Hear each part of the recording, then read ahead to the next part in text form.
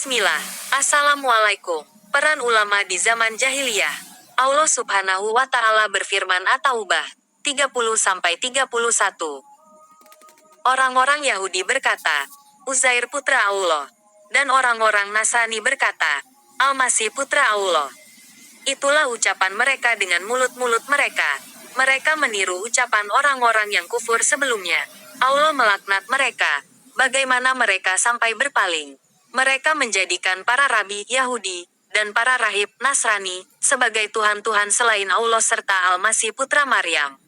Padahal, mereka tidak diperintah, kecuali untuk menyembah Tuhan yang Maha Esa. Tidak ada Tuhan selain Dia.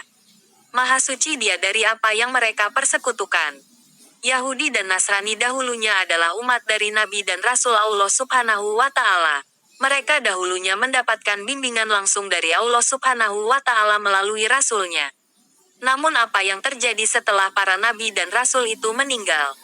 Ayat di atas memberi kita gambaran akan perjalanan suatu umat beragama sepeninggal Nabi mereka.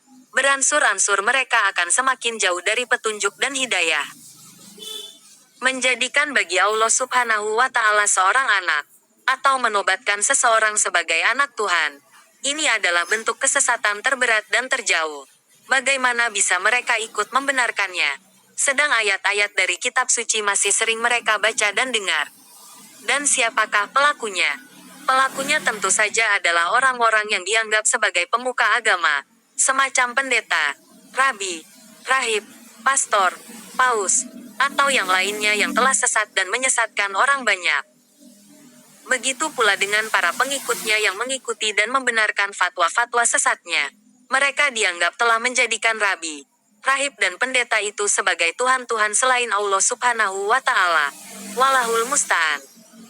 Ini adalah pelajaran bagi kaum muslimin. Keadaan Yahudi dan Nasrani tentu tidak jauh berbeda dengan keadaan kaum muslimin sepeninggal Nabi Muhammad SAW. Semakin jauh jarak zaman dari Nabi, tentu akan semakin jauh pula mereka dari petunjuk dan kebenaran. Hingga Nabi SAW pernah menggambarkan bahwa bangsa Arab suatu hari nanti akan kembali menyembah berhala Lata dan Uzza. Dari sini kiranya patut dipertanyakan, apakah pantas bagi kaum muslimin menyandarkan agama kepada para ulama, ustadz, kiai, syekh, dan semacamnya?